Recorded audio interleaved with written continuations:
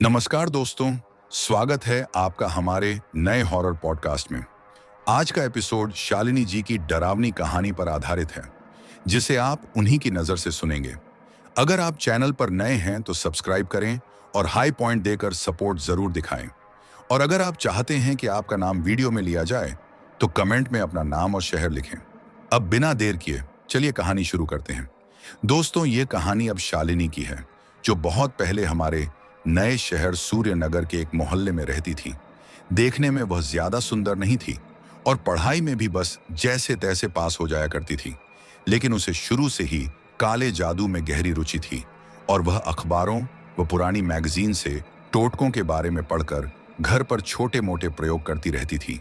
उसके माता पिता उसे बार बार मना करते थे, लेकिन क्योंकि वह उनकी शादी के करीब 12 साल बाद पैदा हुई इकलौती संतान थी, इसलिए वे ज्यादा डांटते नहीं थे।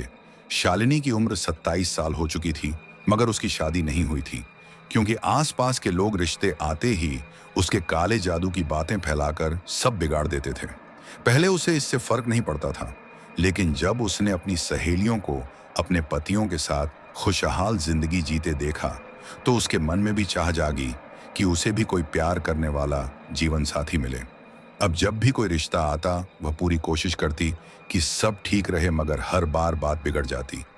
इन हालात से परेशान होकर उसके माता पिता ने शहर बदलने का फैसला किया, ताकि नई जगह पर उसकी शादी आसानी से हो सके। शालिनी ने पहले सिर्फ हल्के टोटके ही किए थे, लेकिन अब उसने शादी पाने के लिए कुछ अजीब और गहरे प्रयोग करने शुरू कर दिए। और संयोग कहें या असर, उसी उम्र के एक लड़के से उसका रिश्ता तय हो गया। घर वाले बहुत खुश हुए, मगर शालिनी अंदर ही अंदर अपने काले जादू को इसका श्रेय देने लगी। समय पर उसकी शादी हुई और वह दुल्हन बनकर मोहित के घर आ गई। मोहित सरकारी नौकरी करता था, स्वभाव से अच्छा था और उसका पूरा ख्याल रखता था, इसलिए घर में किसी चीज की कमी नहीं थी। लेकिन शालिनी का काले जादू का शौक धीरे धीरे इस परिवार के लिए परेशानी बनता जा रहा था।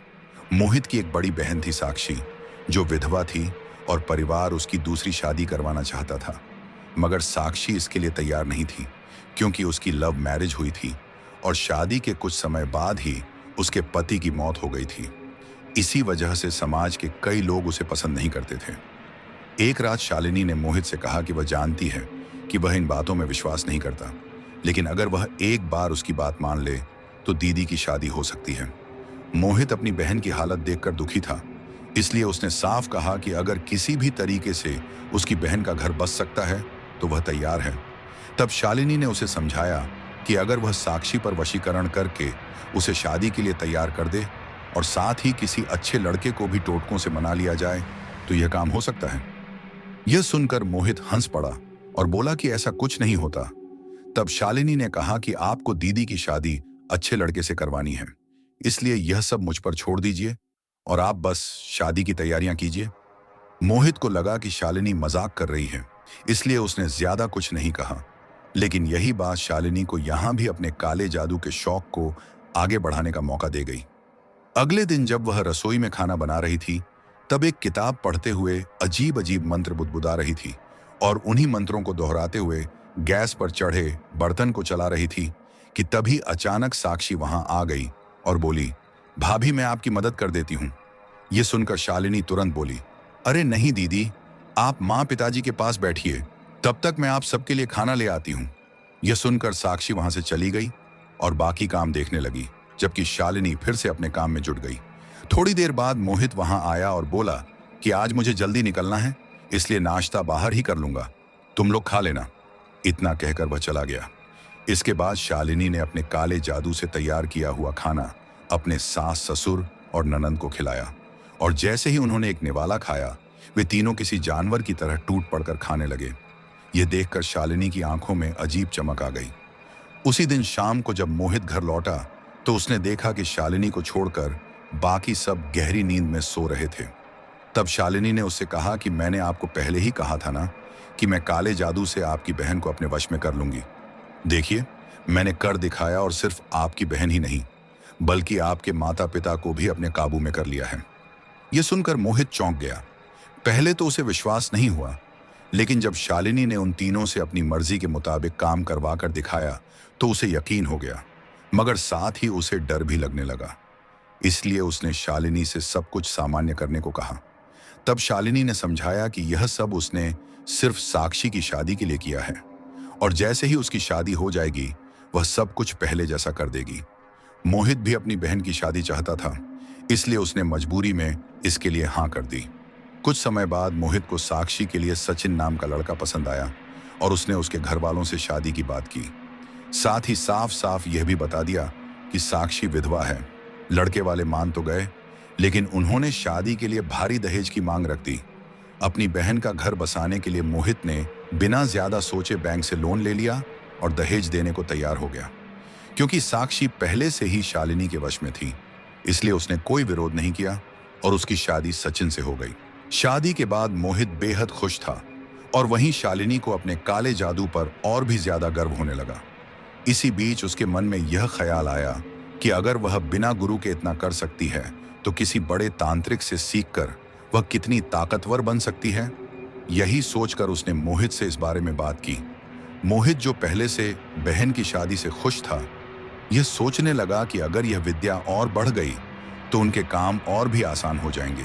इसलिए उसने शालिनी को इजाजत दे दी। इसके बाद शालिनी एक अच्छे गुरु की तलाश में निकल पड़ी और उसकी खोज गुवाहाटी में जाकर पूरी हुई, जहां उसे एक बड़े तांत्रिक के बारे में पता चला। वह मोहित के साथ वहां पहुंची और उस तांत्रिक से विद्या सिखाने की गुहार लगाई। तांत्रिक ने कहा कि उसमें सीखने की लगन है, इसलिए वह सिखा देगा, लेकिन इसमें समय लगेगा और उसे वहीं रहकर साधना करनी होगी। साथ ही उसकी सेवा भी करनी पड़ेगी। मोहित इसके लिए पहले तैयार नहीं था, लेकिन शालिनी की जिद के आगे उसे झुकना पड़ा। इसके बाद मोहित उसे वहीं छोड़कर वापस आ गया और शालिनी महीनों तक वहीं रहकर तंत्र मंत्र की सारी विद्याएं सीखती रही। कई महीने बाद जब वह लौटी तो वह पहले से काफी बदली हुई लग रही थी। उसका रंग पीला पड़ चुका था, चेहरे पर अजीब सी खालीपन था और वह हर आने जाने वाले को घूर कर देखने लगी थी। मोहित यह सब नोटिस तो कर रहा था, लेकिन उसने ज्यादा ध्यान नहीं दिया। तभी एक दिन साक्षी रोती हुई उसके घर आई और बोली कि पता नहीं मैंने शादी के लिए हाँ क्यों कर दी। सचिन बिल्कुल भी अच्छा इंसान नहीं है। वह और उसके घर वाले मुझे रोज मारते पीटते हैं और मुझ पर आप लोगों से पैसे लाने का दबाव डालते हैं। उन्होंने मुझे धमकी दी है कि अगर मैं आपसे पैसे लेकर नहीं आई तो मुझे घर में घुसने तक नहीं देंगे। अपनी बहन को इस हालत में देखकर मोहित का दिल पूरी तरह टूट गया और उसे लगने लगा कि कहीं ना कहीं इस सब के लिए वही जिम्मेदार है। अगर उसने जल्दबाजी में उसकी शादी सचिन से न कराई होती तो शायद आज उसे यह सब सहना नहीं पड़ता। गुस्से और पछतावे से उसका मन भर गया था, लेकिन इससे पहले कि वह कुछ कह पाता, शालिनी बोली कि जो हो चुका है उसे बदला नहीं जा सकता, और अगर हम साक्षी को वापस घर ले आए तो समाज वाले तरह तरह की बातें बनाएंगे, जिससे उसकी जिंदगी और मुश्किल हो जाएगी। इसलिए अब हमें कुछ अलग करना होगा। यह सुनकर मोहित बोला कि बहन को वापस लाने के अलावा हम कर भी क्या सकते हैं। मैं समाज के डर से अपनी बहन का साथ छोड़ने वालों में से नहीं हूं, और मुझे यह भी पता है कि सचिन और उसका परिवार इतनी आसानी से सुधरने वाले नहीं हैं। तब शालिनी बोली कि आप सही कह रहे हैं, लेकिन सिर्फ उसे वापस लाने से उसकी जिंदगी नहीं सुधरेगी। हमें कुछ ऐसा करना पड़ेगा कि वे लोग खुद सुधर जाएं, और इसके लिए फिर से काले जादू का सहारा लेना होगा। यह सुनकर मोहित उलझन में पड़ गया, क्योंकि पिछली बार ऐसा करने से हालात और बिगड़ चुके थे। तब शालिनी ने समझाया कि इसमें काले जादू की गलती नहीं थी, बल्कि लड़का चुनने में उनसे चूक हो गई थी, और अब उसी गलती को ठीक करने के लिए फिर से इसी रास्ते पर चलना पड़ेगा। मोहित को यह बात सही लगने लगी और उसने दोबारा सचिन और उसके परिवार पर टोटके करने की इजाजत दे दी। इस बार साक्षी भी उनके साथ थी। उसी रात शालिनी ने अपने कमरे के बीचों बीच सफेद पाउडर से तारे जैसी आकृति बनाई। उसके हर कोने पर मोमबत्ती जलाई और बीच में सचिन और उसके घर वालों की तस्वीर रख दी। फिर वह अजीब मंत्रों का जाप करने लगी। थोड़ी देर बाद उसने अपना हाथ काटकर खून एक कटोरी में निकाला और उस खून को तस्वीर के चारों ओर फैला दिया। इसके बाद उसने एक काली गुड़िया ली और उसमें सुई चुभाते हुए मंत्र पढ़ने लगी। फिर उस गुड़िया को तस्वीर के पास रख दिया। इसके बाद दूसरी काली गुड़िया लेकर उसके साथ भी वही किया। यह सब होते ही कमरे का माहौल अजीब हो गया। हवा भारी सी महसूस होने लगी और ठंडक फैल गई। फिर शालिनी मंत्र बुदबुदाते हुए सारी गुड़ियाएं उठाकर बाहर आंगन में आई। वहां उसने जमीन खोदकर एक गड्ढा बनाया और तीनों गुड़ियाओं को उसी में दबा दिया। इसके बाद शालिनी साक्षी के पास गई और उसे एक लड्डू देते हुए बोली कि इसे खा लेना, इसके बाद तुम्हारे ससुराल वाले तुम्हारी हर बात मानेंगे और जो थोड़ा मजबूत और जिद्दी होगा उस पर इसका असर कम होगा। लेकिन चिंता मत करना, अगर उसने फिर भी तुम्हारी बात नहीं मानी तो उसका अंजाम अच्छा नहीं होगा। यह सुनकर साक्षी ने खुशी खुशी वह लड्डू खा लिया और मोहित को भी लगा कि अब उसकी बहन का घर बस जाएगा। अगले दिन जब साक्षी अपने ससुराल पहुंची तो उसने देखा कि उसकी सास की हालत काफी खराब थी, क्योंकि वह बाथरूम में फिसल गई थी और गंभीर चोट लगने के कारण उसे अस्पताल ले जाया जा रहा था। वहीं घर के बाकी लोग साक्षी से ऐसे बात कर रहे थे जैसे कुछ हुआ ही ना हो। साक्षी भी सबके साथ सामान्य व्यवहार करते हुए अपनी सास के साथ अस्पताल चली गई। कुछ देर बाद जब उसकी सास को होश आया तो उसने सबसे पहले साक्षी से यही पूछा कि क्या वह अपने भाई के घर से पैसे लेकर आई है। यह सुनकर साक्षी को बहुत गुस्सा आया, क्योंकि एक तरफ उसकी सास की जान पर बनी हुई है और दूसरी तरफ उसे सिर्फ पैसों की पड़ी है। लेकिन इससे पहले कि साक्षी कुछ कहती, उसका पति सचिन बीच में बोल पड़ा कि पहले अपनी हालत देखो, पैसे बाद में देख लेना, और बाथरूम में ऐसा क्या हुआ कि ऐसे गिर पड़ी? पता है तुम्हारा पैर टूट गया है और इस उम्र में हड्डी जुड़ने में समय लगेगा, इसलिए कुछ महीने आराम करना पड़ेगा, और आज के बाद अगर पैसों की वजह से घर की शांति भंग की तो ठीक नहीं होगा। यह सब सुनकर साक्षी को समझ आ गया कि उसकी सास इतनी आसानी से उसके वश में नहीं आने वाली, लेकिन उसे इस बात की भी राहत थी कि अब वह ज्यादा कुछ कर नहीं सकती। साक्षी देख रही थी कि अब घर में कोई भी उसे पैसों के लिए नहीं टोक रहा, और क्योंकि उसकी सास बिस्तर पर थी इसलिए वह कुछ कर भी नहीं पा रही थी। उधर मोहित इन सब बातों से काफी खुश था। उसकी रोज साक्षी से बात होती रहती थी और साक्षी उसे बताती कि अब उसे किसी तरह की कोई परेशानी नहीं है और सब कुछ ठीक चल रहा है। यहाँ मोहित के माता पिता धार्मिक प्रवृत्ति के लोग थे और उन्हें शालिनी का इस तरह काले जादू और टोने टोटके करना बिल्कुल पसंद नहीं था। उन्होंने मोहित और शालिनी को बहुत समझाया, लेकिन जो फायदा उन्हें इन सब से मिला था उसके आगे उन्हें अपने माता पिता की बातें बेकार लगने लगी। मोहित के माता पिता ने इस बारे में शालिनी के माता पिता से भी बात की, लेकिन वहां से भी उन्हें सिर्फ समझाने के अलावा कोई ठोस जवाब नहीं मिला। इन सब बातों से परेशान होकर मोहित के माता पिता ने आखिरकार यह सब भगवान पर छोड़ दिया कि समय आने पर इन्हें खुद ही अक्ल आ जाएगी। शालिनी और मोहित की शादी को 2 साल से ज्यादा हो चुके थे और अब दोनों को अपने जीवन में बच्चे की कमी खलने लगी थी, इसलिए उन्होंने संतान के बारे में सोचना शुरू कर दिया। लेकिन 8 महीने से ज्यादा समय बीत जाने के बाद भी शालिनी गर्भवती नहीं हुई, तो मोहित की मां ने उन्हें सलाह दी कि भगवान के मंदिर जाकर मन्नत मांग लो, शायद भगवान की कृपा हो जाए। लेकिन शालिनी ने साफ कहा कि भगवान से मांगने पर वह कब देंगे इसका कोई भरोसा नहीं। कई लोग तो सालों साल मन्नत मांगते रहते हैं, फिर भी उन्हें संतान सुख नहीं मिलता। अगर सिर्फ मन्नत से ही सब हो जाता तो दुनिया में कोई भी दुखी नहीं होता। उसकी बातों में मोहित को भी तर्क नजर आया, इसलिए उसने कहा कि अब जो भी शालिनी करेगी वह उसके साथ है, क्योंकि अब तक उसकी बात मानकर उन्हें फायदा ही हुआ है। पति का पूरा साथ और तंत्र मंत्र का पूरा ज्ञान पाकर शालिनी को अपने ऊपर काफी घमंड हो गया और उसने काले जादू के जरिए संतान पाने का फैसला कर लिया। मोहित तो उसके साथ था, लेकिन उसकी मां ने साफ मना कर दिया कि उनके घर में इस तरह का कोई काम नहीं होगा, क्योंकि उन्होंने सुना था कि काले जादू से संतान पाने के लिए किसी बच्चे की बलि दी जाती है। शालिनी ने भरोसा दिलाया कि वह जो क्रिया करने वाली है उसमें ऐसा कुछ नहीं होगा, लेकिन उसकी सास एकदम नहीं मानी, और जब वह किसी भी तरह समझने को तैयार नहीं हुई तो मजबूरन शालिनी को अपने सास ससुर पर फिर से वशीकरण करना पड़ा। इसके बाद घर का माहौल शांत हो गया और शालिनी ने एक खतरनाक तांत्रिक योजना तैयार की। उस योजना के मुताबिक आने वाली पहली अमावस्या से लेकर लगातार 9 अमावस्या तक यह क्रिया करनी थी। इसी दौरान शालिनी गर्भवती हो जाएगी और जैसे ही वह गर्भ धारण कर लेगी यह पूरी क्रिया वहीं रोक दी जाएगी। इस क्रिया के लिए उन्हें खुली जगह चाहिए थी, क्योंकि सारी साधना आधी रात खुले आसमान के नीचे करनी थी और उनके घर के पास ही एक घना जंगल भी था। इसलिए मोहित और शालिनी ने तय किया कि वहीं जाकर यह तांत्रिक अनुष्ठान करेंगे। मोहित के माता पिता, जो पहले से वशीकरण के असर में थे, वे चाहकर भी कुछ बोल नहीं पा रहे थे। आने वाली पहली अमावस्या की रात मोहित और शालिनी सारी सामग्री लेकर जंगल पहुंचे। इससे पहले वे दिन में उस जगह का निरीक्षण कर चुके थे जहां साधना करनी थी। झाड़ियां हटाकर जगह समतल कर ली थी और अब उसी जगह पर सारा सामान फैलाने लगे।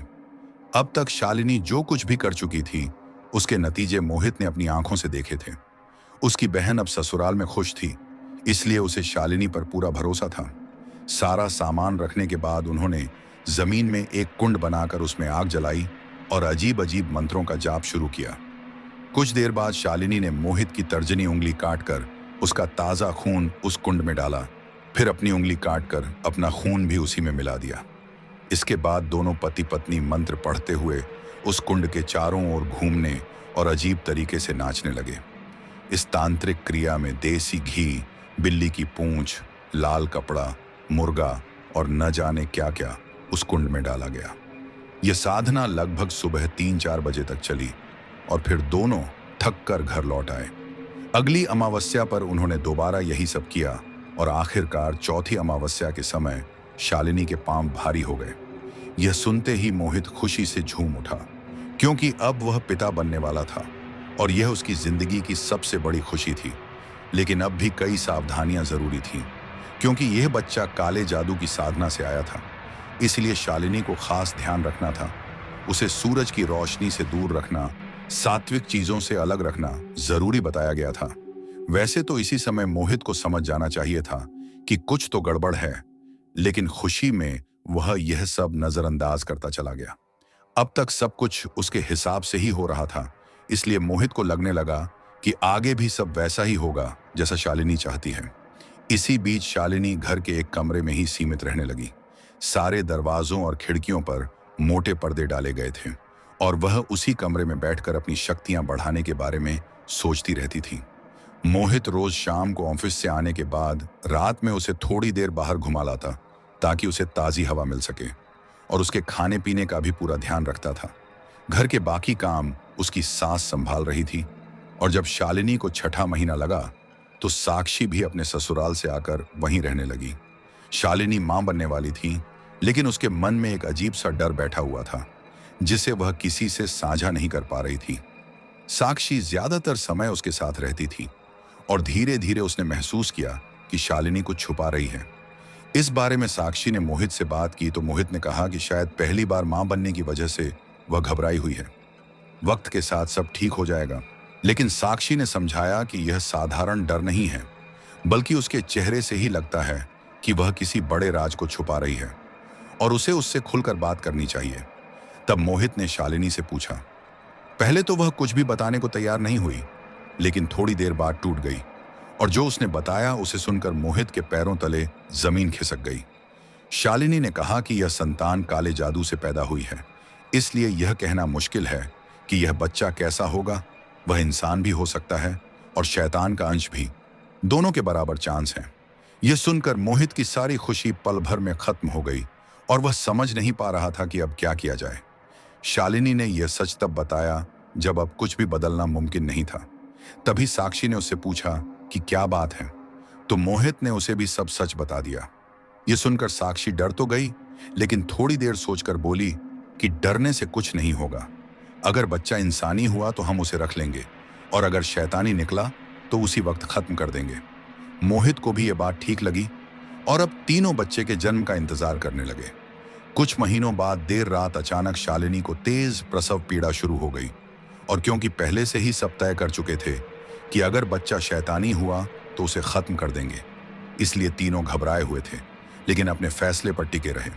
इसलिए वे लोग अस्पताल नहीं गए और शालिनी ने मोहित और साक्षी को ही प्रसव कराने की जिम्मेदारी दी, क्योंकि यह बच्चा काले जादू से उत्पन्न होने वाला था, इसलिए उसके लिए कुछ खास हिदायतें भी थीं।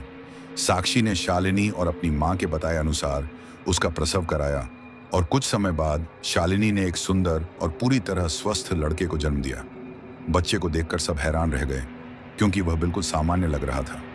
यह देखकर साक्षी ने शालिनी से पूछा कि क्या यह बच्चा शैतानी है या नहीं। शालिनी बस एक तक अपने बच्चे को देखती रही।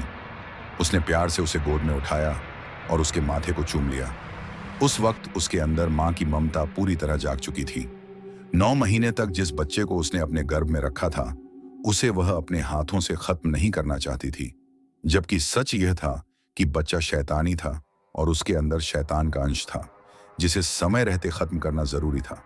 लेकिन शालिनी अपनी ममता पर काबू नहीं पा सकी और सबको बता दिया कि बच्चा बिल्कुल सामान्य है। यह सुनकर मोहित और बाकी सब ने राहत की सांस ली और मोहित खुशी से फूला नहीं समाया, क्योंकि अब उसका परिवार पूरा हो चुका था और वह पिता बन गया था। साक्षी भी बुआ बनने से बेहद खुश थी और अगले ही दिन उन्होंने सबको यह खुशखबरी दे दी।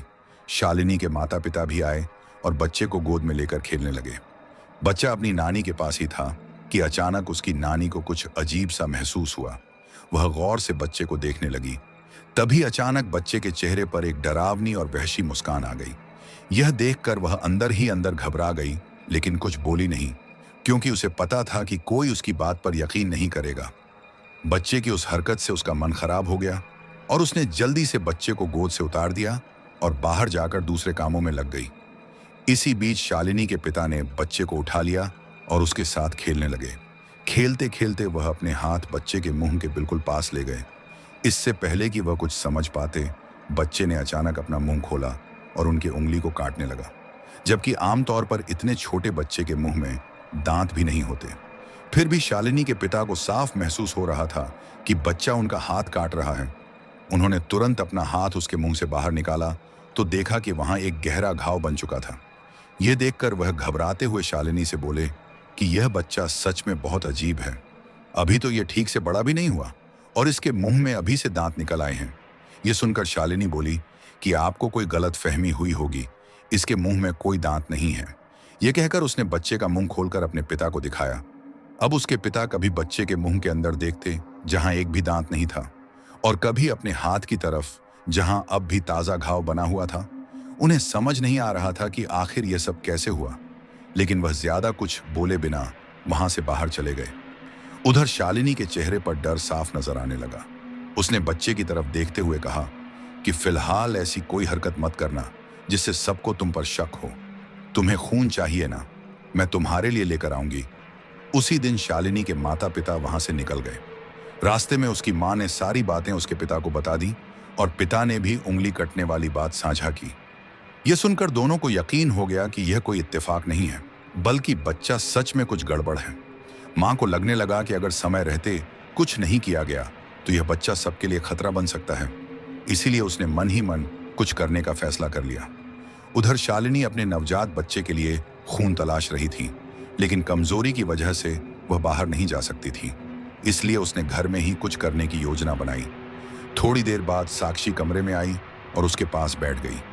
साक्षी को देखते ही शालिनी के दिमाग में एक खतरनाक विचार आया। साक्षी उससे बात कर रही थी। तभी शालिनी मन ही मन मंत्र बुदबुदाने लगी और कुछ ही पलों में उसका असर दिखा। साक्षी अपनी जगह पर बिल्कुल जड़ हो गई। यह देखकर शालिनी के चेहरे पर एक डरावनी मुस्कान फैल गई। उसने उठकर दरवाजा बंद किया और फिर बच्चे को गोद में लेकर साक्षी के पास आई। उसने साक्षी की उंगली उठाकर बच्चे के मुंह में डाल दी। जैसे ही ऐसा हुआ, बच्चे ने उंगली को जोर से काट लिया और उसका खून पीने लगा। साक्षी, जो पूरी तरह वशीकरण में थी, उसे कोई दर्द महसूस नहीं हुआ। वह बिल्कुल शांत बैठी रही, जैसे उसे कुछ हुआ ही ना हो। कुछ देर बाद बच्चे ने साक्षी की उंगली छोड़ दी। तब शालिनी ने उसे वापस उसकी जगह पर बिठा दिया और फिर मंत्र बुदबुदाकर साक्षी को सामान्य कर दिया। साक्षी को कुछ भी याद नहीं था कि उसके साथ अभी क्या हुआ था। वह थोड़ी देर बातें करके अपने काम में लग गई। अब यह सिलसिला रोज का हो गया। शालिनी रोज साक्षी को सम्मोहित करके बच्चे को उसका खून पिलाती और फिर उसे ठीक कर देती। 5 से 6 दिन तक ऐसा चलने के बाद साक्षी के शरीर में कमजोरी आने लगी। उसका चेहरा पीला पड़ गया और एक दिन वह काम करते करते बेहोश हो गई। मोहित उसे तुरंत डॉक्टर के पास ले गया, जहां डॉक्टर ने बताया कि उसके शरीर में खून बहुत कम है और ज्यादा कमजोरी की वजह से वह बेहोश हुई है। खाने पीने का ध्यान रखा जाए तो वह ठीक हो जाएगी। मोहित समझ नहीं पा रहा था कि उसकी बहन को अचानक यह सब क्यों होने लगा, क्योंकि वह पहले बिल्कुल स्वस्थ थी। उसने साक्षी को पूरा आराम करने को कहा और घर के सारे काम अब उसकी मां संभालने लगी। लेकिन शालिनी के बच्चे को रोज थोड़ी थोड़ी मात्रा में खून चाहिए था और उसकी यह जरूरत पूरी करना जरूरी था। जब उसकी सास कमरे में आई तो शालिनी ने अब उसे ही सम्मोहित कर लिया और उसके खून को बच्चे को पिलाने लगी। बूढ़ी होने की वजह से उसकी सास ये सब 2 दिन से ज्यादा सह नहीं पाई और बीमार पड़ गई। इससे शालिनी को बहुत गुस्सा आने लगा, क्योंकि इसका असर बच्चे की खुराक पर पड़ रहा था। वैसे तो बिना खून के भी बच्चा जिंदा रह सकता था, लेकिन कमजोर हो जाता और सूरज की रोशनी में भी नहीं जा पाता। इसलिए फिलहाल खून जरूरी था। अब जब ननद और सास दोनों ही इस हालत में नहीं थीं, तो शालिनी ने सोचा कि अब मोहित का ही खून पिला दिया जाए। उसी रात उसने मोहित को सम्मोहित कर बच्चे को उसका खून पिलाया। 2-3 दिन तक ऐसा होने के बाद मोहित को भी कमजोरी महसूस होने लगी। यह देखकर शालिनी डर गई, क्योंकि वह अपने बच्चे से प्यार करती थी, लेकिन अपने पति से भी उतना ही प्यार करती थी। इसलिए उसने यह सब रोक दिया। इसी बीच किस्मत से सचिन साक्षी को लेने वहां आ गया। यह देखकर शालिनी की आंखों में चमक आ गई, क्योंकि बच्चे को अभी 6 दिन तक और खून चाहिए था और सचिन खुद उसकी परेशानी का हल बनकर आ गया था। मौका मिलते ही शालिनी ने बच्चे को सचिन का खून पिलाना शुरू कर दिया, जिससे सचिन बहुत कमजोर पड़ने लगा। इसी वजह से शालिनी बार बार सचिन को वहीं रोक रही थी और बाकी घर वालों को भी उसकी बात सही लगी, इसलिए सबने सचिन से कुछ दिन और रुकने को कहा। इसी तरह 6 दिन निकल गए और अब शालिनी का बच्चा सामान्य बच्चों की तरह रहने के लिए पूरी तरह तैयार हो चुका था। हालांकि सचिन की हालत काफी कमजोर हो गई थी, इसलिए शालिनी के घर वाले उसका खूब ख्याल रख रहे थे, क्योंकि आखिर वह उस घर का दामाद था। जब सचिन को अपनी तबीयत पहले से कुछ बेहतर लगी, तो वह साक्षी को लेकर वापस अपने घर चला गया। वहां पूरे परिवार का रवैया साक्षी के प्रति पहले से कहीं ज्यादा अच्छा हो गया था, लेकिन उसकी सास का मन अब भी नहीं बदला था। उसे शक था कि जरूर साक्षी ने ही कुछ न कुछ किया है, तभी सब लोग अचानक उसके साथ अच्छे हो गए हैं। मगर वह कुछ कह भी नहीं सकती थी, क्योंकि अगर कुछ बोलती तो सब उससे झगड़ने लगते। इसीलिए वह चुप रहकर मौके की तलाश करने लगी कि कब उसे साक्षी के खिलाफ कुछ सबूत मिले। उधर शालिनी का बच्चा धीरे धीरे बड़ा होने लगा और इसी दौरान साक्षी ने भी बताया कि वह मां बनने वाली है। यह सुनकर घर में सब बहुत खुश हुए, लेकिन जब साक्षी के ससुराल वाले शालिनी के घर आए तो उन्हें उसका व्यवहार काफी अजीब लगा। उन्होंने देखा कि जहां बाकी घर की बहुएं सुबह शाम दीपक जलाती थीं, वहीं शालिनी ऐसा कुछ नहीं करती थी। यहां तक कि उसके घर में भगवान की कोई मूर्ति भी नहीं थी। साक्षी की सास ने महसूस किया कि उस घर में एक तरह की नकारात्मकता फैली हुई है और उसका असर शालिनी के बच्चे पर भी दिख रहा है। उसने गौर से देखा कि जहां बाकी लोग अपने बच्चों को नजर बट्टू वगैरह पहनाते हैं, वहीं शालिनी के बच्चे को ऐसी कोई चीज नहीं पहनाई गई थी। जब उसने इस बारे में शालिनी से पूछा, तो शालिनी ने साफ कह दिया कि वह इन सब बातों में विश्वास नहीं करती, इसलिए अपने बच्चे को यह सब नहीं पहनाती। साक्षी की सास ज्यादा कुछ कह नहीं सकी, क्योंकि यह उसकी अपनी मर्जी थी, लेकिन उसके मन में यह बात बैठ गई कि शालिनी जरूर कुछ न कुछ गड़बड़ है। बाद में जब उसने आस पड़ोस में इस बारे में पूछताछ की, तो पता चला कि शालिनी किसी से ज्यादा घुलती मिलती नहीं है। उसे कभी पूजा पाठ करते भी किसी ने नहीं देखा, और यहां तक कि साक्षी पहले शादी भी नहीं करना चाहती थी। यह सब जानकर साक्षी की सास को उसका शक और गहरा हो गया, लेकिन पता नहीं शालिनी ने कैसे उसे शादी के लिए राजी कर लिया था। यह सब जानकर साक्षी की सास का शक अब यकीन में बदल चुका था कि शालिनी जरूर कुछ न कुछ गड़बड़ है, और अभी सबके सामने कुछ कहने का कोई फायदा नहीं, क्योंकि शायद शालिनी ने सबको अपने वश में कर रखा है, इसलिए कोई उसकी बात सुनने वाला नहीं है। कुछ घंटे रुकने के बाद वे लोग वापस लौट आए और अब साक्षी की सास किसी तांत्रिक की तलाश करने लगी, ताकि उससे सलाह लेकर इस समस्या का कोई हल निकाला जा सके। लेकिन ऐसे लोग इतनी आसानी से कहाँ मिलते हैं। उधर दूसरी तरफ शालिनी के माता पिता उसके घर आए। उस वक्त शालिनी रसोई में काम कर रही थी और उसका बेटा कमरे में सो रहा था। दोनों थोड़ी देर उससे बात करने के बाद बच्चे को देखने कमरे में गए तो देखा कि बच्चा बिस्तर पर नहीं था। यह देखकर वे दोनों हैरान रह गए, क्योंकि बच्चा अभी चलने लायक भी नहीं हुआ था, सिर्फ घुटनों के बल चलता था, तो ऐसे में वह कहां जा सकता है। यही सोचते हुए वे दोनों कमरे में इधर उधर देखने लगे। तभी खिड़की के पास लगे पर्दे के पीछे कुछ हलचल महसूस हुई। जब उन्होंने पर्दा हटाया तो देखा कि बच्चा जमीन पर बैठा हुआ है। उसके हाथ में एक मरा हुआ चूहा था, जिसकी गर्दन गायब थी, और बच्चा उसे चबा रहा था। उसके मुंह और कपड़ों पर खून लगा हुआ था। यह देखकर दोनों के पैरों तले जमीन खिसक गई और उन्हें यकीन हो गया कि इसी बच्चे ने उस चूहे को मारा है। जब भी वे इस बच्चे से मिलते थे, तब उन्हें इसके बारे में कुछ न कुछ अजीब पता चलता था। लेकिन आज तो हद ही हो गई थी। दोनों बहुत घबरा गए और उन्हें साफ लगने लगा कि यह बच्चा सामान्य नहीं है। इसलिए वे बिना कुछ बोले वहां से निकल गए। रास्ते भर उन्हें यही लगता रहा कि इस बच्चे पर जरूर किसी शैतानी साय का असर है, जिसकी वजह से वह ऐसी हरकतें कर रहा है। अब वे दोनों चाहते थे कि किसी तरह उस बच्चे से यह शैतानी साया हट जाए और यह बात किसी को पता भी न चले। इसलिए उन्होंने भी किसी योग्य इंसान की तलाश शुरू कर दी। लेकिन यहां उन्हें जितने भी लोग मिले, सब ढोंगी और पाखंडी ही निकले। कोई भी ऐसा नहीं था जो सच में मदद कर सके। उधर शालिनी का बच्चा अब धीरे धीरे बड़ा होने लगा था और वह सामान्य बच्चों से थोड़ा अलग व्यवहार करने लगा था। यह बात मोहित ने भी नोटिस करना शुरू कर दिया था, क्योंकि कई बार उसने बच्चे को अजीब हरकतें करते देखा था। इसीलिए उसने शालिनी से इस बारे में खुलकर बात की। यह सुनकर शालिनी घबरा गई कि कहीं उसका राज सबके सामने ना आ जाए। उसने मोहित को समझाया कि यह बच्चा सामान्य तरीके से पैदा नहीं हुआ है, इसलिए ऐसी हरकतें करता है। लेकिन जैसे जैसे यह बड़ा होगा वैसे वैसे सब ठीक हो जाएगा, इसलिए डरने की कोई जरूरत नहीं है। मोहित को उस पर पूरा भरोसा था, क्योंकि अब तक जब जब उसने शालिनी की बात मानी थी उसे फायदा ही हुआ था। इसी वजह से उसने उसकी बात मान ली। लेकिन अंदर ही अंदर शालिनी परेशान रहने लगी। फिर एक दिन उसने मोहित से कहा कि उसे एक खास साधना सीखने के लिए दोबारा अपने गुरु के पास जाना होगा, जो बच्चे के 1 साल पूरे होने पर करनी जरूरी है। मोहित ने उसे बिल्कुल नहीं रोका, क्योंकि उसे यकीन था कि शालिनी सही कर रही है। इसके बाद शालिनी अपना सामान और बच्चे को लेकर अपने गुरु से मिलने असम चली गई। वहां पहुंचकर उसने गुरु से कहा कि उसने तंत्र मंत्र के जरिए संतान तो पाली, लेकिन यह बच्चा शैतानी है। अभी छोटा होने की वजह से किसी को पता नहीं चला, लेकिन जैसे जैसे यह बड़ा होगा लोग समझ जाएंगे। यह सुनकर गुरु ने कहा कि तंत्र मंत्र से पैदा हुए बच्चों में आधे सामान्य होते हैं और आधे शैतानी।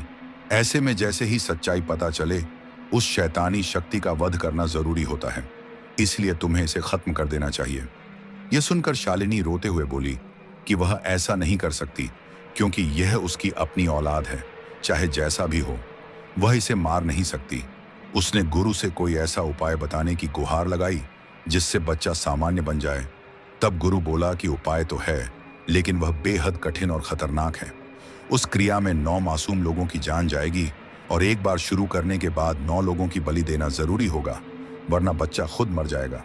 एक जान बचाने के लिए इतने लोगों की हत्या करना गलत है और हमारा तांत्रिक समाज इसकी इजाजत बिल्कुल नहीं देता। इसीलिए गुरु ने उसे साफ कहा कि बेहतर यही होगा कि वह यह सब न करे, और दूसरा रास्ता वही है जो उसे पहले बताया गया है। यह सुनकर शालिनी बोली कि उसे इस बात से कोई फर्क नहीं पड़ता कि उसे अपने बच्चे के लिए 9 लोगों की बलि देनी पड़े या 900 की।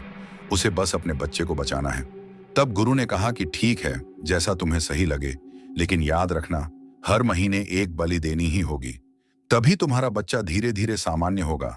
इसके बाद पूरी साधना की जानकारी लेकर शालिनी अपने बच्चे के साथ वापस घर आ गई और आते ही उसने मोहित से कहा कि उनके बच्चे के लिए एक आखिरी साधना करनी होगी जो पूरे 9 महीने चलेगी, और अगर उन्होंने यह साधना नहीं की तो वे हमेशा के लिए अपने बच्चे को खो देंगे।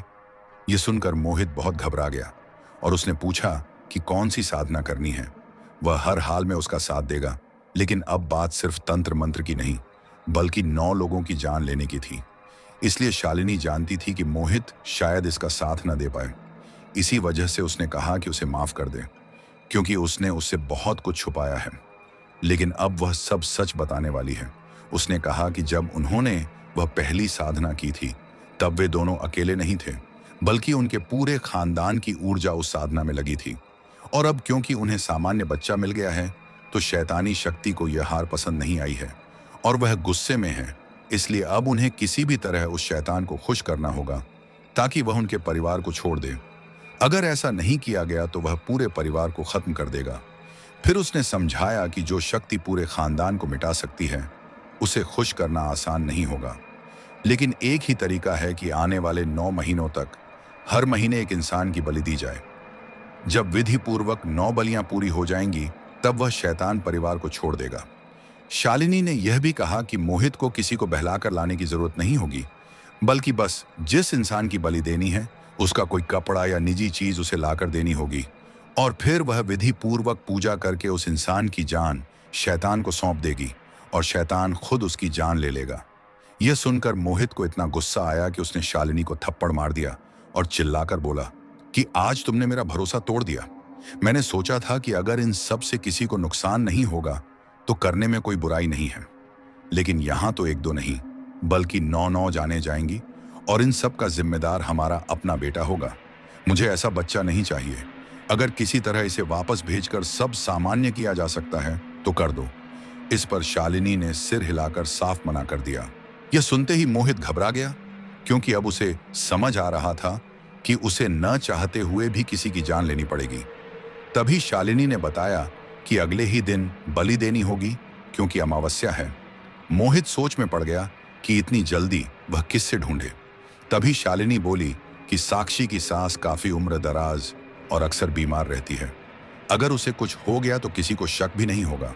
मोहित यह करना नहीं चाहता था, लेकिन उसे फिलहाल इससे बेहतर कोई रास्ता नहीं दिखा। इसलिए उसी दिन वह साक्षी से मिलने उसके घर गया और मौका देखकर रस्सी पर सूख रही उसकी सास की साड़ी चुपचाप उठा लाया। अब तक मोहित की मां पर से वशीकरण का असर खत्म हो चुका था और वह पूरी तरह सामान्य थी। उसने मोहित को वह साड़ी शालिनी को देते देख लिया और तुरंत समझ गई कि दोनों फिर कोई गलत काम करने वाले हैं। इसलिए उसने चुपचाप उन पर नजर रखने का फैसला किया। अगले दिन रात को खाना खाने के बाद दोनों पति पत्नी सामान लेकर फिर जंगल की तरफ निकल पड़े और मोहित की मां कुछ दूरी बनाकर उनका पीछा करती रही। वहां पहुंचकर दोनों ने वही डरावनी साधना दोबारा शुरू की जो बच्चे के जन्म से पहले की थी। मंत्रों और आग की लपटों से माहौल इतना भयानक हो गया कि मोहित की मां बुरी तरह डर गई, लेकिन फिर भी उसने सब कुछ देखा। साधना खत्म होने पर शालिनी बोली कि आज हमारी पहली क्रिया पूरी हो चुकी है और अब कुछ ही दिनों में शैतान अपनी पहली बलि ले लेगा, लेकिन अभी काम खत्म नहीं हुआ है। शैतान की नजर हटाने के लिए हमें अभी 8 और बलियां देनी होंगी। यह सुनकर मोहित बोला कि अभी तो हमने साक्षी की सास की बलि दे दी, लेकिन आगे किसकी बलि होगी? तब शालिनी ने कहा कि यह सब मैं संभाल लूंगी। तुम बस ऐसे लोगों पर नजर रखो जिनकी उम्र ज्यादा है या जो पहले से बीमार रहते हैं। हमारे पास पूरा महीना है, कोई ना कोई मिल ही जाएगा। यह सब सुनकर मोहित की मां अंदर से कांप उठी और इससे पहले कि वे दोनों उसे देख पाते वह वहां से चुपचाप निकल गई। उसने जो कुछ सुना था उससे उसका दिल बुरी तरह बैठ गया था और उसे डर लगने लगा कि अगर इनकी बातों में जरा भी सच्चाई है तो ये लोग अपनों को भी नहीं छोड़ेंगे। वह इसी सोच में डूबी हुई थी कि कुछ ही दिनों बाद एक खौफनाक घटना घट गई। साक्षी की सास अपने कमरे में सो रही थी और उनके पति पास ही लेटे हुए थे। आधी रात अचानक उनकी आंख खुली तो सामने जो दृश्य था उसे देखकर उनकी चीख निकलते निकलते रह गई। उन्होंने देखा कि छत से उल्टा लटका हुआ एक डरावना साया चमक रहा था। उसका पूरा शरीर ट्यूबलाइट जैसी रोशनी छोड़ रहा था और उसकी लंबी जीभ बाहर निकलकर उन्हें छू रही थी। वह डर के मारे उठने की कोशिश करने लगी, लेकिन उनका शरीर जैसे जकड़ गया था। वे चाहकर भी हिल नहीं पा रही थीं। तभी उस साये ने अपना चमकता हाथ आगे बढ़ाया और उनके सीने पर रख दिया। उन्हें लगा जैसे दिल की धड़कन धीरे धीरे थम रही है। कुछ ही पलों में उनका शरीर शांत हो गया और उनकी जान चली गई। सुबह जब सब उठे तो उन्हें मृत पाया गया और घर में कोहराम मच गया। खबर फैलते ही लोग इकट्ठा हो गए और अंतिम संस्कार की तैयारी होने लगी। मोहित की मां जब यह खबर सुनकर वहां पहुंची तो उसका दिल बैठ गया, क्योंकि उसे समझ आ गया था कि पहली बलि पूरी हो चुकी है। अब वह लगातार इसी डर में रहने लगी कि अगली बारी किसकी होगी। दिन बीतते गए और महीना खत्म होने को आ गया, लेकिन मोहित अभी तक तय नहीं कर पाया था कि अगली बलि किसकी दी जाए। तभी शालिनी ने एक दिन कहा कि साक्षी के ससुर पिछले कुछ दिनों से बहुत परेशान रहते हैं। सुना है उन्हें लकवे जैसा दौरा भी पड़ा था और अब वे ठीक से चल भी नहीं पाते। मुझे नहीं लगता वे ज्यादा दिन जिंदा रहेंगे। तुम समझ रहे हो मैं क्या कहना चाहती हूँ? यह सुनकर मोहित ने उसे गुस्से से घूरा और बिना कुछ बोले वहां से निकल गया। वह सीधा साक्षी के घर पहुंचा और वहां जाकर सबको सांत्वना देने लगा। अंदर ही अंदर उसका दिल कांप रहा था, क्योंकि उसे पता था कि अगली बलि का निशाना अब कौन बनने वाला है। कुछ समय बाद मौका देखकर मोहित वहां से एक तौलिया उठा लाया जो सचिन के पिता के कमरे में रखा हुआ था, और तय अमावस्या की रात दोनों ने फिर से वही खौफनाक साधना की और वापस घर आ गए। लेकिन इस बार जो हुआ वह उनकी सोच से बिल्कुल उल्टा था, क्योंकि अगले ही दिन सचिन अपने ऑफिस में काम खत्म कर रहा था और छुट्टी के वक्त लिफ्ट के पास भीड़ ज्यादा होने के कारण वह सीढ़ियों से नीचे उतरने लगा। तभी पीछे से किसी ने उसे जोर से धक्का दे दिया और वह सीधा नीचे गिर पड़ा। अस्पताल ले जाते वक्त ही उसकी मौत हो गई और साक्षी एक बार फिर विधवा हो गई। यह खबर सुनकर मोहित के पैरों तले जमीन खिसक गई, क्योंकि गलती से वह सचिन के पिता की जगह सचिन का ही तौलिया उठा लाया था, जिसकी वजह से बलि उसी की हो गई। जब वह अपनी बहन के घर पहुंचा तो उसे फिर से उसी हालत में रोता बिलखता देखकर उसका दिल फटने लगा और उसे अपने ऊपर बेहद गुस्सा आने लगा। लेकिन अब कुछ बदला नहीं जा सकता था। कुछ दिनों बाद वह साक्षी को अपने घर ले आया। साक्षी ने जिंदगी को फिर से संभालना शुरू ही किया था, लेकिन अब वह दोबारा गुमसुम हो गई। इस पर शालिनी ने उसे समझाया कि वे फिर से उसकी शादी कहीं अच्छी जगह करवा देंगे, लेकिन मोहित का मन यह मानने को तैयार नहीं था, क्योंकि वह खुद को अपनी बहन की हालत का जिम्मेदार मान रहा था और जानता था कि अब वह अपनी गलती सुधार नहीं सकता। इन सब वजहों से वह टूट चुका था और अगली बलि का इंतजाम नहीं कर पाया।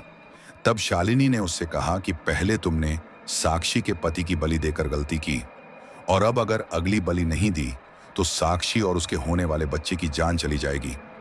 यह सुनकर मोहित बुरी तरह घबरा गया, क्योंकि अब वह किसी भी हालत में अपने परिवार के किसी और सदस्य को खोना नहीं चाहता था। इसीलिए वह घर से बाहर निकलकर किसी अनजान इंसान की तलाश में भटकने लगा। लेकिन काफी कोशिशों के बाद भी उसे कोई नहीं मिला और थक हार कर वह वापस लौट आया। तभी शालिनी बोली कि सचिन तो मर चुका है और अब साक्षी और उसके बच्चे को उनका हक दिलाने के लिए उसके ससुराल वालों की ही बलि चढ़ा दो। इससे हमारा काम भी हो जाएगा और साक्षी को उसका हक भी मिल जाएगा।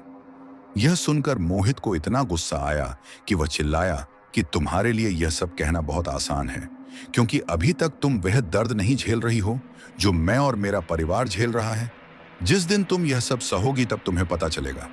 यह सुनकर शालिनी चुप हो गई, क्योंकि वह जानती थी कि मोहित इस वक्त अंदर से पूरी तरह टूट चुका है और ऐसे समय में उससे बहस करना हालात को और बिगाड़ देगा, नहीं तो पासा उल्टा भी पड़ सकता है। उधर मोहित की मां अंदर ही अंदर उबल रही थी, क्योंकि उसकी बेटी को इन लोगों ने अपने स्वार्थ के लिए दोबारा विधवा बना दिया था। उसे अब पूरी तरह समझ आ चुका था कि कोई शैतानी शक्ति इस परिवार को नुकसान पहुंचा रही है, लेकिन असल में शालिनी और उसकी चालाकी पूरे घर को बर्बाद कर रही है। इसलिए उसने एक योजना बनाई और कुछ दिनों बाद शालिनी के पास जाकर बोली कि उसे पता चल गया है कि उनके परिवार पर किसी शैतान का साया है और यही सब कुछ हो रहा है। उसने उन दोनों की बातें भी सुन ली थीं कि अमावस्या की रात अगली बलि देनी है। फिर वह बोली कि वह अगली बलि का इंतजाम करके लाई है और अपनी एक सहेली की बहू की साड़ी उसे दे दी कि इसी से बलि चढ़ा देना। शालिनी को इससे कोई फर्क नहीं पड़ा कि बलि किसकी होगी, क्योंकि उसके लिए बस यह जरूरी था कि कोई ना कोई मरे ताकि उसका बच्चा सामान्य बन सके। अगले दिन वह मोहित और बच्चे के साथ उसी जंगल में गई जहां पहले साधना होती थी। वहां विधि पूरी करके लौट आई। कुछ दिन बाद देर रात जब शालिनी सो रही थी तो किसी की आवाज सुनकर वह घबराकर उठ बैठी। उसने सुना कोई उसका नाम पुकार रहा है। वह आवाज के पीछे पीछे आंगन तक पहुंची तो दीवार पर उसे करीब 15-20 फीट लंबा एक डरावना साया दिखा। इससे पहले कि वह कुछ कहती, साया बोला कि तुम्हारी साधना से मैं बहुत खुश हूं। तुमने तंत्र मंत्र से औलाद पाई और अब उसे सामान्य बनाने में भी सफल हो गई। यह सुनकर शालिनी हैरान होकर बोली कि वह क्या कह रहा है, क्योंकि अभी तो कुछ बलियां बाकी हैं। तब साया बोला कि तुमने अपने परिवार से यह सच छुपाया था कि अगर तुम्हारी ही बलि दे दी जाए तो तुम्हारा बच्चा सामान्य हो जाएगा, लेकिन तुम्हारी सास बहुत चालाक निकली। उसने तुम्हारे गुरु से यह बात जान ली और जो आखिरी बलि दी गई उसमें इस्तेमाल की गई साड़ी तुम्हारी ही थी, वही साड़ी जो तुमने शादी के बाद पहनी थी और अब भूल चुकी थी। उसी का फायदा तुम्हारी सास ने उठाया। फिर साया बोला कि उसे इससे कोई मतलब नहीं कि किसने क्या किया, उसे तो सबसे योग्य बलि मिल चुकी है और अब वह तुम्हारे बच्चे को आजाद कर रहा है, लेकिन अब तुम्हें हमेशा के लिए मेरे साथ चलना होगा। यह सुनते ही शालिनी बुरी तरह घबरा गई और घर के अंदर की तरफ भागने लगी, मगर तब तक बहुत देर हो चुकी थी, क्योंकि उस डरावने साये ने अपना हाथ बढ़ाकर उसे जकड़ लिया और धीरे धीरे उसके दिल की धड़कन रोक दी। कुछ ही पलों में शालिनी की वहीं मौत हो गई। अगली सुबह जब सबने उसे इस हाल में मृत पाया तो पूरा घर सन्न रह गया। उधर मोहित यह सोचकर और टूट गया कि अब अगली बलि कैसे देगा। शालिनी के अंतिम संस्कार के बाद मोहित की मां ने उसे पूरी सच्चाई बता दी और कहा कि अब उसका बेटा बिल्कुल सामान्य हो चुका है। शालिनी जानती थी कि अगर उसने खुद की बलि दे दी होती तो सब कुछ ठीक हो जाता, लेकिन उसने अपनी जान देने के बजाय 9 लोगों की मौत को चुना। मां ने कहा कि शुरू से तुमने उसका बहुत साथ दिया, इसी वजह से वह इतनी आगे बढ़ गई और आज सबके लिए काल बनकर खड़ी हो गई थी। आगे चलकर वह और क्या क्या करती, इसका अंदाजा भी नहीं लगाया जा सकता। अपनी मां की बातें सुनकर मोहित को एहसास हुआ कि उसने कितनी बड़ी गलती कर दी थी। अगर उसने समय रहते शालिनी को रोक दिया होता तो आज वह उनके साथ जिंदा होती और देर सवेर सब कुछ सामान्य तरीके से मिल जाता। लेकिन आज हालात वहीं के वहीं थे। उसकी बहन फिर से विधवा होकर लौट आई थी और उसका बेटा भले ही अब सामान्य था, फिर भी मोहित के मन में हमेशा डर बना रहता था कि कहीं उस बच्चे के अंदर काले जादू का कोई अंश अब भी बाकी न रह गया हो। इसी डर की वजह से वह अपने बच्चे को ज्यादा से ज्यादा पूजा पाठ में लगवाने लगा। बच्चे को शांति से भजन पूजन करते देख मोहित को थोड़ी तसल्ली मिलती कि इतना कुछ खोने के बाद कम से कम उसने अपने बेटे को तो बचा लिया। तो दोस्तों, अब आप समझ ही गए होंगे कि इस तरह के रास्तों पर चलने वाले लोगों को कुछ समय के लिए खुशी और कामयाबी मिल भी जाए, लेकिन लंबे समय तक वह टिक नहीं पाती। शालिनी ने तंत्र मंत्र से ताकत पाई, अच्छा घर मिला, अच्छा पति मिला और किसी चीज की कमी नहीं रही। मगर एक बार जब उसे इन चीजों की आदत पड़ गई तो हर काम में वही रास्ता अपनाने लगी। अगर वह चाहती तो प्राकृतिक तरीके से या भगवान पर भरोसा रखकर भी संतान पा सकती थी। हो सकता है समय लगता, लेकिन भगवान जरूर सुनते। मगर उसने गलत रास्ता चुना क्योंकि उसका दिमाग इन चीजों से बाहर निकल ही नहीं पाया। हर चीज को तंत्र मंत्र से पाने की उसकी आदत बन गई थी और आखिरकार उसका नुकसान कितना बड़ा हुआ यह आपने देख ही लिया। इसलिए कभी भी इन पाखंडी तांत्रिकों और ढोंगी बाबाओं के चक्कर में मत पड़ना। इन रास्तों पर जाओगे तो सिर्फ अपनी जिंदगी बर्बाद करोगे। हमेशा भगवान पर भरोसा रखो, वह चाहे जैसी भी स्थिति दे, लेकिन यकीन मानो वह कभी आपका बुरा नहीं करेंगे। तो दोस्तों, आपको हमारी यह कहानी कैसी लगी? अगर आप ऐसी और दिलचस्प कहानियां सुनना चाहते हैं तो हमारे चैनल को सब्सक्राइब करना बिल्कुल ना भूलें।